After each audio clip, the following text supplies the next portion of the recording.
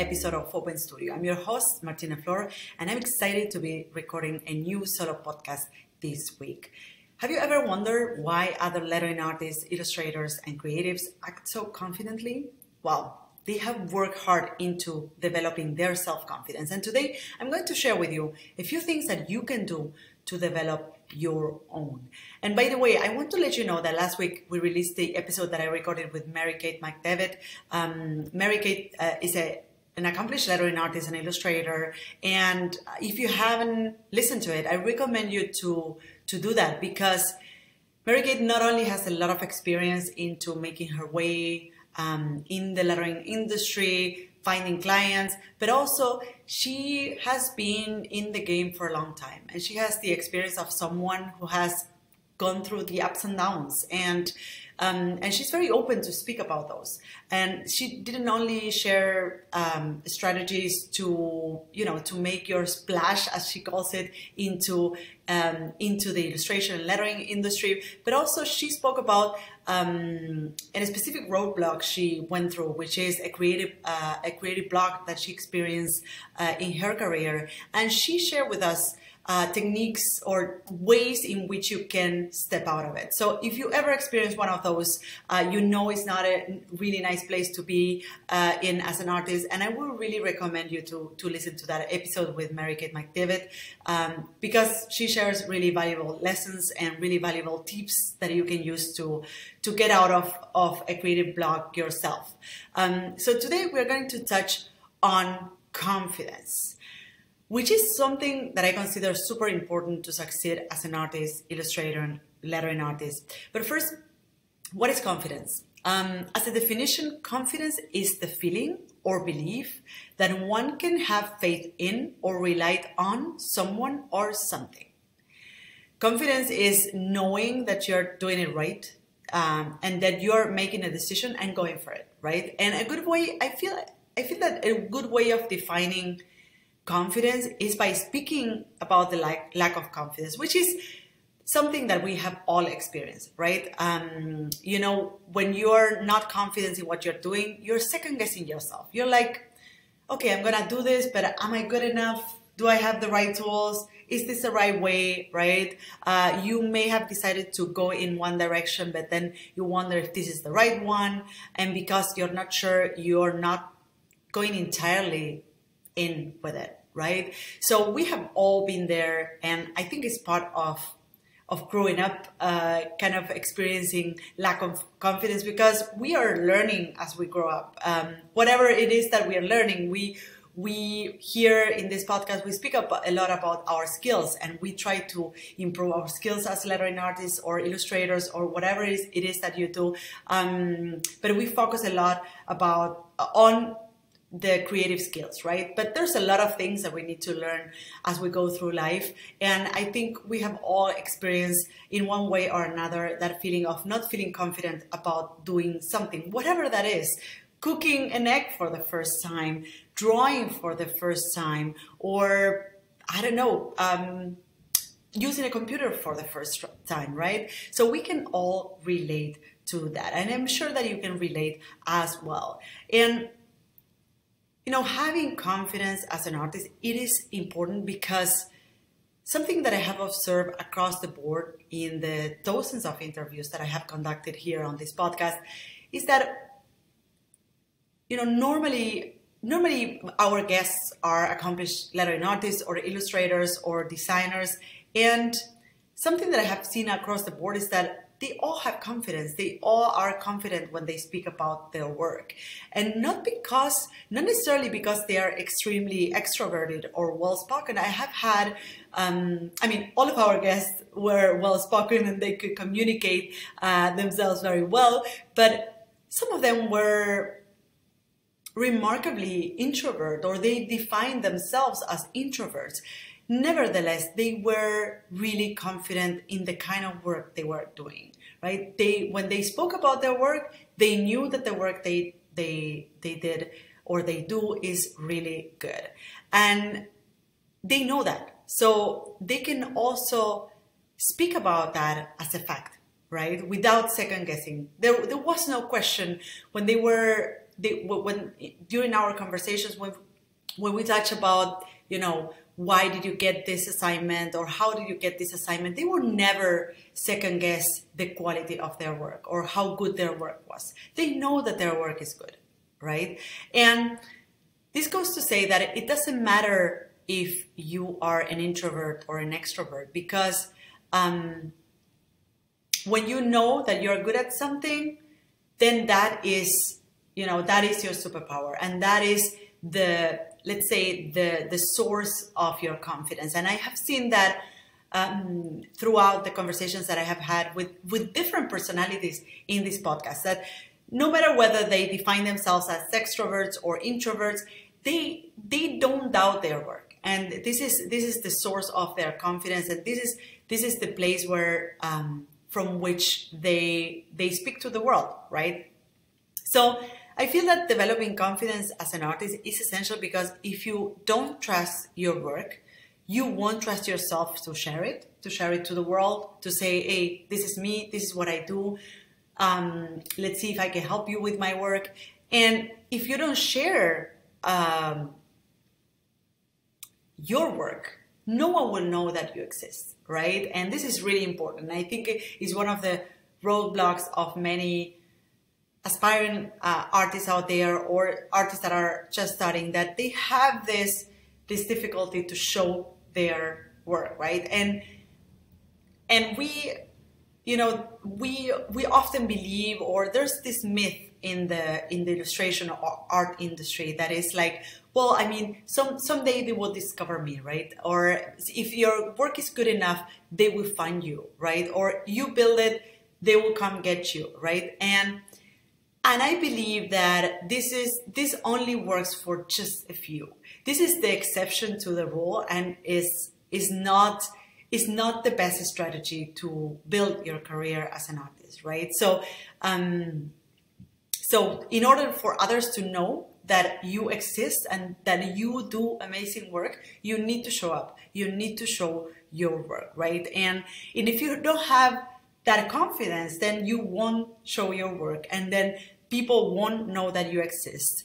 And for sure, if someone finds out that you exist, you won't feel, and they want to work with you, you won't feel confident enough to charge for your work. And I think this is a recurrent topic among artists, that many wonder, like, how can I charge for doing work I love, right? How can I charge when I will be doing it anyways, right? And I know that many clients out there, many people that will want to hire artists, will wonder, like, hey, why are you charging me this if you are actually enjoying doing the work, right? So if you don't have that confidence yourself in the fact that your work is good and your work is valuable, and that your work is helping other people tell their stories, helping other companies sell their products, helping other brands tell their brand story, then how can you charge for it? How can you stand up for your fees? How can you stand up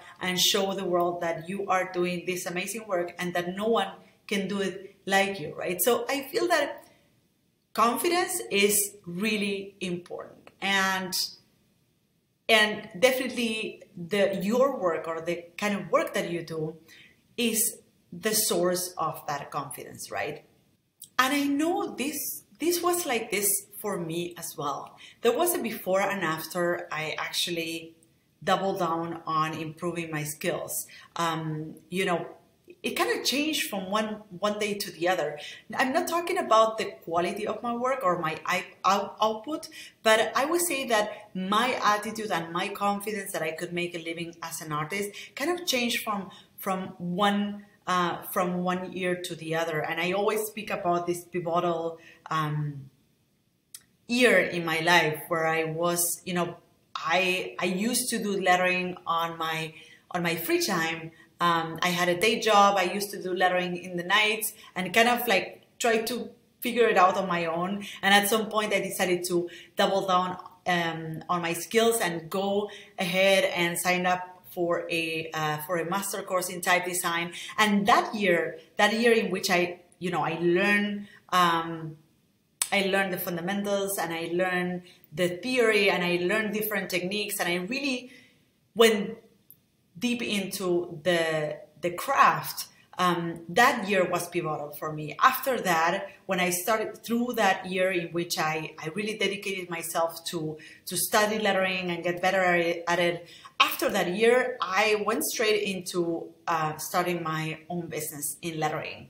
And I think that because I doubled down on learning and improving my skills, I started seeing real progress.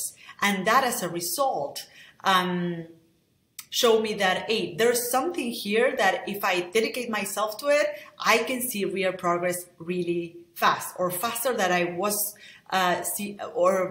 experimenting before, right? So I decided then, okay, I'm gonna double down on this and I'm gonna start my lettering studio. And I began charging for my work from that point on. When I opened my lettering studio after that year, studying type design and improving my lettering skills, I moved to Berlin, and that year I started my lettering studio, right? And I essentially began charging for my work. I printed business cards. I was a lettering artist. I relaunched myself as a lettering artist, and I think that having that confidence in my skills is the thing that gave me the confidence to actually start charging for it and start a business with it. So how fast or how slow you build confidence happens differently for everybody, and it depends a lot on your context, on your circumstances, on the people you have around. But what I can say is that in my own experience, and also by having conversations with other lettering artists and illustrators and creatives out there, there's definitely a value in having great work and doing good work and knowing that you're doing good work in order to develop that confidence. And what I often see other artists doing, and maybe this is you, number one, they self-identify as introverts, and they start to believe, and this is really common among artists. I think we all fall into the, as I always say, the introvert category or the shy category. And we start to believe that because we have this sort of personality, we cannot develop confidence. That is just by default what every introvert or shy person should be. They should lack confidence. And that is something that, you know, having confidence is something that they will never achieve. And I want to tell you that confidence doesn't necessarily equal extrovert. I've seen tons of people who are, and I bet you have as well. I have seen and met tons of people who are very extrovert, and it feels that they are, you know, they speak all the time and they tell you stories all the time. And it feels that, you know, in a way they're, this is a technique for them to hide other things or not speaking about other things, right? So being an extrovert doesn't necessarily imply that you are confident. Sometimes it's the opposite. Sometimes you are so lacking that confidence that you are trying to cover it up with words, right? So the fact that if you self-identify as introvert, try not to use it as an excuse not to develop confidence, or try not to see it as something that will stand on the way of you developing confidence. Your personality, the way you are, can only be a motor of your work. And you are you, and you are unique because you are you, and embrace that. If you are an introvert, then you are an introvert. And this doesn't mean necessarily that you won't be able to develop confidence. And another thing that I see artists thinking is that they will be able to develop confidence if they get to a certain thing. So for instance, they rely on external validation, right? And they say, the day that I will have 100,000 followers on social, or the day that I will have worked with Nike or Adidas or whatever dream client out there, then I will have the confidence. I'm not confident now because I haven't achieved that one thing, right? I'm not confident because I didn't get enough validation. I didn't get that prize. I didn't get the amount of followers to validate my work. And I feel that the opposite is true, that because you are confident, you will probably get all those things and not the other way around, right? Because you are confident, you're gonna become this magnet that everyone wants to know more from, right? And I get that in just a second, but I think that there's something really magnetic about confidence. And I see that, you know, you can extrapolate that to a lot of different disciplines. Like if you go to the doctor and they're not confident about the thing that they're prescribing you, will you continue going to the doctor? Of course not. You need to know that that person is confident in their skills, in their capacities, in their knowledge to help you. And the same is true for an artist. You want to work with an artist that is confident about the work they're doing. You want to work with an artist that that know their craft and they know what they're talking about, right? And that they're not just improvising all the time. So I would say that the approach of thinking that the confidence will come after you get all that external validation from the number of followers on the big clients you work for, or the prizes that you earn or win. I would say that the opposite is true. That because you have that confidence, because you know that your work is good, that all those things will come eventually, right? And I remember this. Confidence is magnetic, and try to keep that somewhere in your mind and try to look around when you are with other people, when you're in a party or when you interact with other people. Try to observe how they are and what do you feel around them. You know, try to see how do you feel around someone who is confident. Do you want to talk to them? Do you want to hang out with them, right? As opposed to someone who is not confident. Do you want to stick around them, right? So try to extrapolate this concept to a lot of other things and then bring it back to you as an artist, right? So up until now, we have been dissecting a little bit what confidence is and how can you identify confidence in other disciplines. How can you extrapolate the concept of confidence and see why confidence is important, right? And I want you now to imagine, how would I look like for you, right? How would I look like if you would have that confidence, if you would achieve that confidence? And we're gonna get, right after this, we're gonna get onto the hints that I want to share with you today so that you can develop that confidence. Imagine if you have that confidence in what you do and who you are, and you wouldn't be second guessing yourself. How would that feel, right? Imagine if you could be confident about the fact that you're an introvert. Imagine if you will see your introvert personality as a plus and not a minus, right? If you define yourself as an introvert, I'm just assuming that you will self-identify as an introvert, but it doesn't necessarily need to be that way. But if you are an introvert, what would I feel if this is a plus and not a minus, right?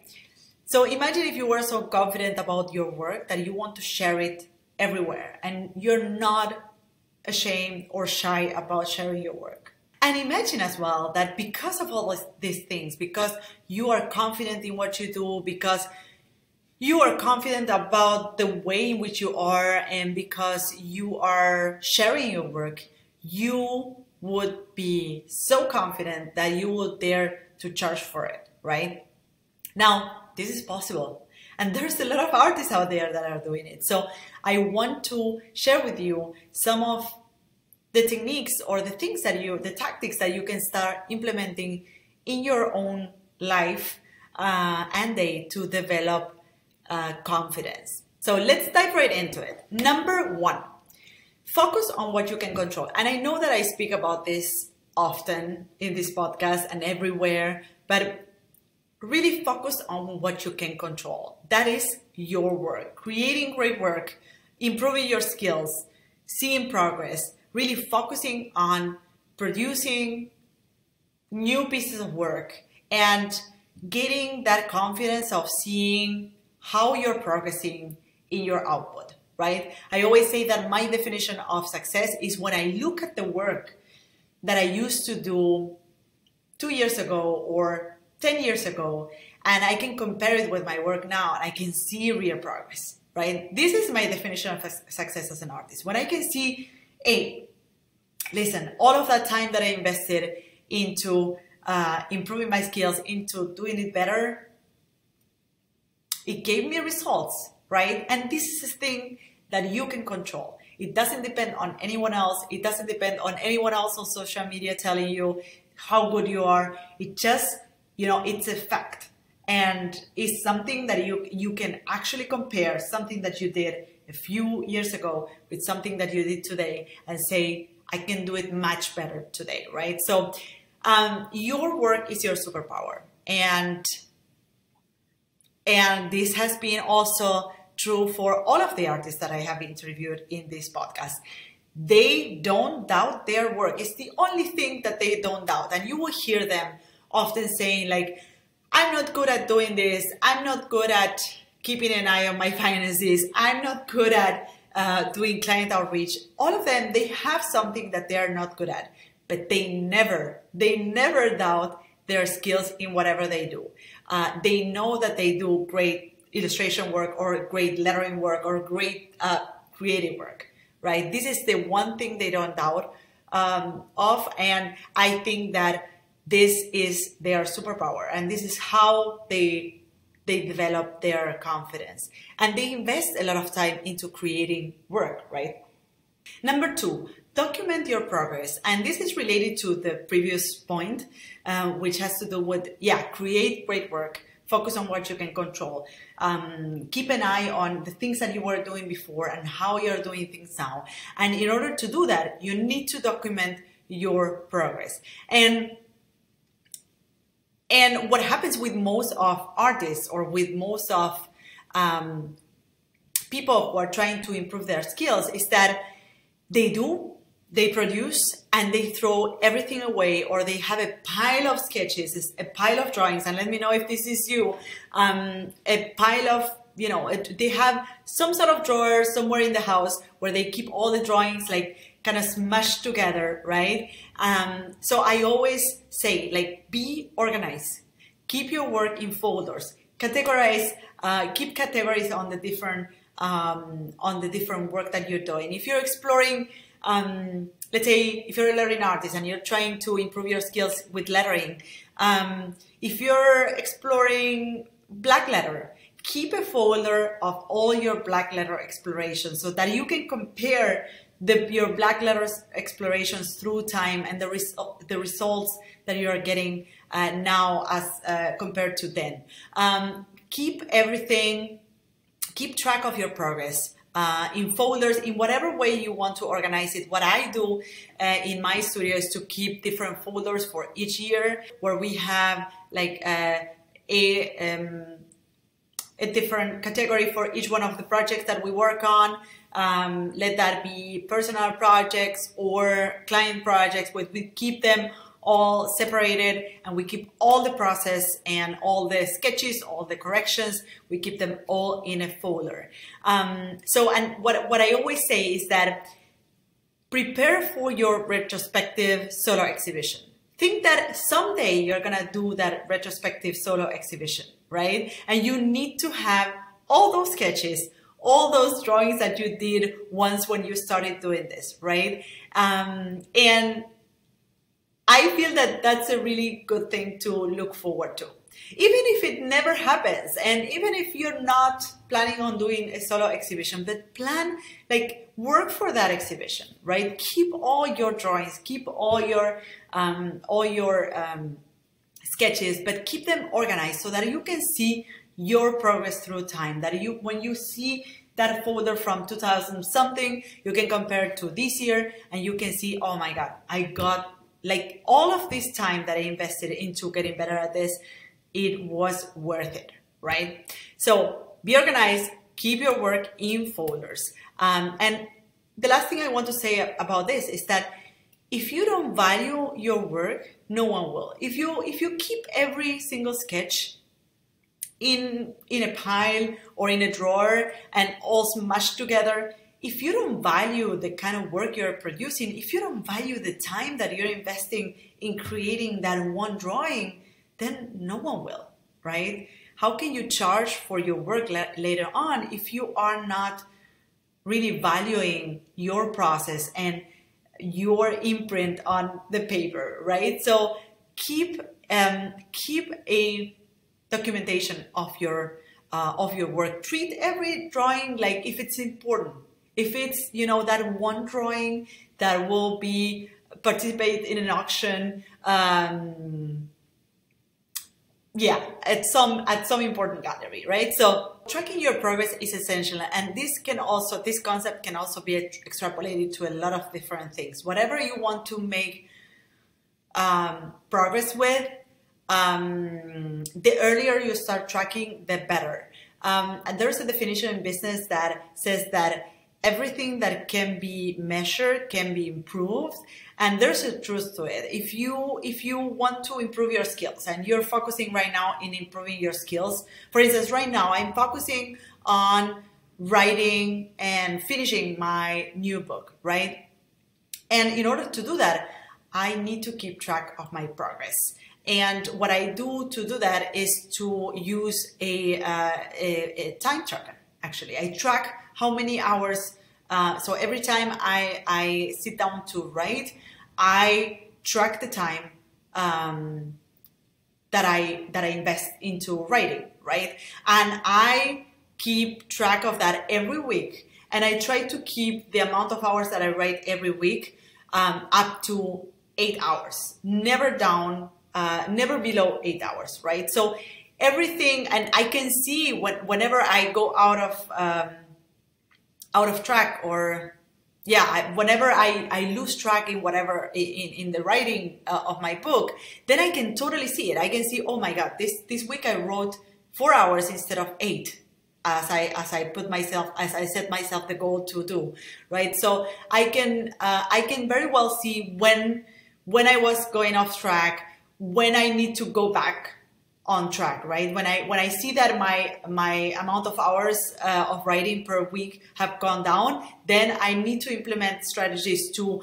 allow more time to write on the next week, right? So everything that you track can be improved, and if you track your progress with whatever thing that you're trying to get better at, if it's illustration, lettering, whatever it is that you are into, keep track of your progress, and that will already have an impact on your results, right? So number 3, so let's back up. Number 1 was focus on what you can control, on creating great work and seeing progress. In order to see progress, document your work, document your work, which is number 2. Keep track of whatever you're doing. Keep your work in folder. Keep it organized, and value your work, right? Because if you don't do it, no one will. The number 3 strategy to develop confidence is talk to other people about your work. Own it, and introduce yourself as an artist. Introduce yourself as a lettering artist, an illustrator. Talk about your passions. Talk to other people about what you're trying to do next, right? Even if you're not self-defined as an artist yet, right? But start speaking about this. The earlier you start doing this, the easier it will become later on. I did that when I started. I remember that, well, I had this one pivotal year where I gained confidence in my skills, and I started my business in lettering. And one of the things that also gave me confidence was not only putting up online my portfolio work and my website, but also printing business cards. So every time I will go to a party or a networking event or an event of any sort, I will just hand in my cards and I will introduce myself as Martina Flor, lettering artist, right? So that was already, you know, if I had these business cards, I had to stand up for it, right? And that was already a statement that made me act to that level, right? So whatever you do, start speaking about your work with other people. Start speaking about what you're doing with other people. That will already first show you how other people is interested in what you do and how special you are because you are doing this. Not everybody is doing what you do, and they will show interest for sure. And that will also help you build confidence. And the strategy number 4, and I think this one will sound a little bit woo-woo, but I thought I would share it anyways because this is something that I discovered recently, actually, I would say in the last 3 years, which has to do with training, with making my own body stronger so that I could build up confidence from how good I felt, right? So I would recommend really strength training particularly. I mean, lifting things that are heavy and that make you strong also has an impact on how you stand up in front of the world, right? And the number 4th strategy to build up confidence is, and I know that this one will sound a little bit woo-woo for some of you, but I thought I would share with you anyways, because it's something that I have experienced and I have learned in the past 3 years, I would say, which has to do with training and making your body stronger, and specifically strength training. I think that lifting heavy things had made me stronger and had also had an impact on my confidence. And I want to tell you this one story which has to do with one big project that we initiated in the studio in 2019, which had to do with starting our online academy.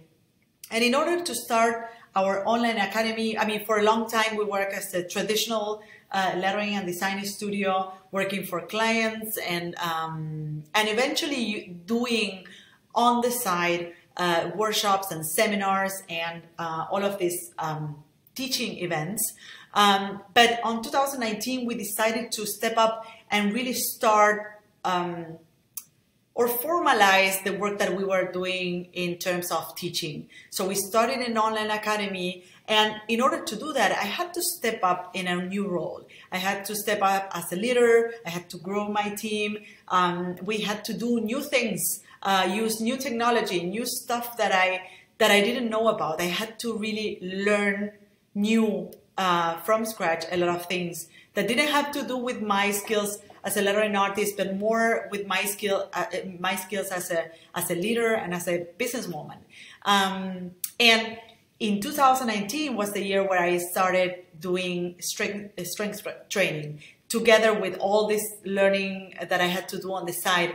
And this, I feel that this, taking care of my body and building up my strength in my body has had an impact on me being able to lead that one project. And a teacher of mine, a teacher of Latin in my secondary school used to say mens sana in corpore sano, which is in Latin, it means something like healthy mind exists in a healthy body, right? And I think there's so much truth to it. I mean, since 2019, I didn't stop doing strength training. I feel that has given me extra confidence in doing that very important step, or in making that one important step in our business.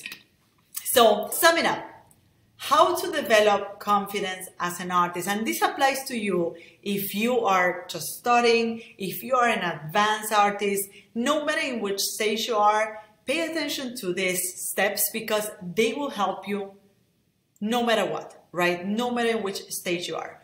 Number one, focus on what you can control. Focus on doing great work, on improving your skills, on getting that confidence from seeing real progress in your work and having confidence in your output.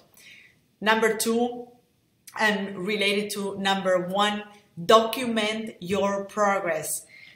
Keep track of the work that you're doing. Don't throw it away. Don't put it inside a drawer. Just keep track, organize it, keep it in folders. Number three, talk to other people about your work. Talk to other people about what you're doing, what you're excited about, what you're passionate about. If you start taking yourself seriously as an artist, other people will. So start by yourself. And number four, keep your body healthy. Keep your body strong. And that will give you extra power to be confident and to step up in the world as a lettering artist, illustrator, or creative, whatever it is that you do.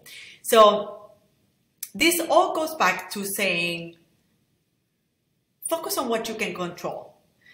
Focus on that thing that you're doing. Whatever, if anything, you will build confidence from your own actions, and don't let your confidence as an artist depend on what other people say, on how many followers on social media you have, on how many prizes you have, on how big your clients are. Focus on what you can control and build confidence from that. So I hope that these few steps or these few tips will be useful for you to build that confidence. If anything, I want to help you step up in the world, confident, strong as an artist, showing the beautiful work that you surely do, and to make an impact on other people's life with your work and with your artwork. So have a great week and see you on the next episode of Open Studio. Bye-bye. So this is it. I hope you loved this episode. You can find me, the host of the show, on social networks at Martina Flor on Instagram, Twitter, and Facebook. If you have a question or comments, go to martinaflor.com/podcast, where you can see previous episodes, find show notes, and send voice memos with your comments and questions. You can also watch these episodes on YouTube. Just go to martinaflor.com/YouTube to find them. You can, of course, listen to all our episodes on your favorite podcast platform. If you loved this episode, subscribe to this podcast. And if you leave us a review, it will help others find us. Thank you all for listening, and see you in the next episode of Martina Flor's Open Studio. Bye-bye.